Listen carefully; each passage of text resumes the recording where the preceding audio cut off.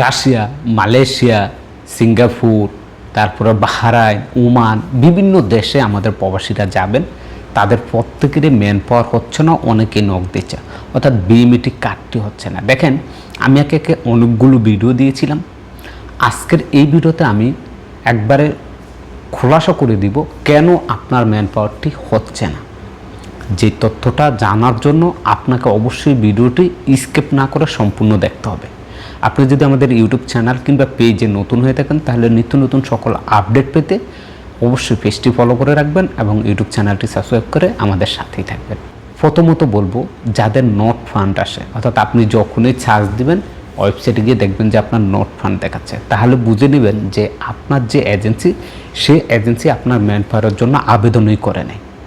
গেল এক। 2 নম্বরে আছে পেন্ডিং। পেন্ডিং কেন থাকে? যখন আপনার এজেন্সি আপনার সকল ডকুমেন্ট একত্রিত করে সঠিকভাবে আপনার অনলাইনে সেটা সাবমিট করবে বা আবেদন করবে, তখন সেটা পেন্ডিংয়ে পড়ে যাবে। কেন পেন্ডিংয়ে পড়বে? যখনই আপনার এজেন্সি আপনার যে টাকা, অর্থাৎ এই ম্যান পাওয়ার করতে যেই টাকাটা পেমেন্ট করা লাগে, সেই টাকাটা যতক্ষণ পর্যন্ত পেমেন্ট না করবে ততক্ষণ পর্যন্ত এটা পেন্ডিং থাকবে। কেননা সে আবেদন করছে, কিন্তু আপনার পিবিটির জন্য যে টাকাটা দিতে হবে সরকারকে, সেই টাকাটা না দিলে এটা পেন্ডিংয়ে থাকবে। যখন আপনার এজেন্সি টাকাটা পেমেন্ট করে দিবে, তখন সেটা প্রসেসিং দেখাবে, মানে আপনার কাজটি চলমান আছে। যখন আপনার কাজটি কমপ্লিট হয়ে যাবে, অ্যাপ্রুভ চলে আসবে এবং আপনার ম্যান পাওয়ারটি আপনি পেয়ে যাবেন। আশা করি বুঝতে পারছেন। এই দুইটা নিয়ে বেশি অনেকে চিন্তিত ছিলেন। এক হচ্ছে নট ফান্ড, দ্বিতীয়ত হচ্ছে পেন্ডিং। আশা করি আপনাদের ধারণাটি ক্লিয়ার হয়ে গেছে। এবার আসেন, আমাদের যে সকল প্রবাসীদের যাদের একটি ইনজাজের মধ্যে 1 থেকে 5-এর বিষয় আছে, তাদের কোনো সমস্যা নেই, তাদেরটি হয়ে যাচ্ছে, তারা অনায়াসেই কিন্তু সৌদিতে চলে আসতেছে।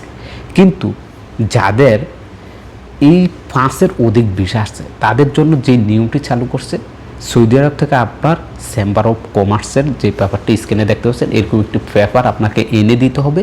সেই ক্ষেত্রে আপনি আপনার মেন পেপারটি পাবেন। এই পেপারটি যে ব্যক্তি এনে দিবেন, তার এই পেপারের সাথে তার সকল ডকুমেন্ট একসাথে সব কিছু সাবমিট করে সঠিকভাবে যদি আবেদন করে টাকা পেমেন্ট করে, মাত্র 7 কর্মদিবসের মধ্যে আপনার ম্যান পাওয়ারটি আপনি পেয়ে যাবেন।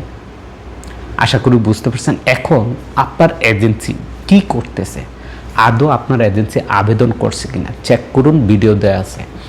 আপনার পেন্ডিং আছে কিনা সেটাও চেক করুন, ভিডিও দেওয়া আছে। আপনি বিবিটি কার্ডটি কীভাবে ডাউনলোড করবেন যদি অ্যাপ্রুভ আসে, সেটাও ভিডিও দেওয়া আছে। অবশ্যই চ্যানেলে গিয়ে আপনারা দেখে নেবেন।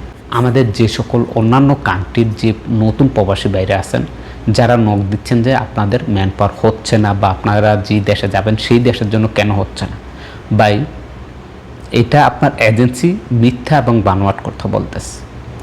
বিশ্বের যতগুলো দেশে আমাদের বাংলাদেশি প্রবাসীরা যাচ্ছে বা বাংলাদেশ সরকার থেকে বিশ্বের যে যে দেশে অনুমতি আছে, সেই সকল দেশের ম্যান পাওয়ার হচ্ছে আলহামদুলিল্লাহ। এটা কোনো বন্ধ নাই, ম্যান পাওয়ার কোনো বন্ধ নাই, ম্যান পাওয়ার হচ্ছে।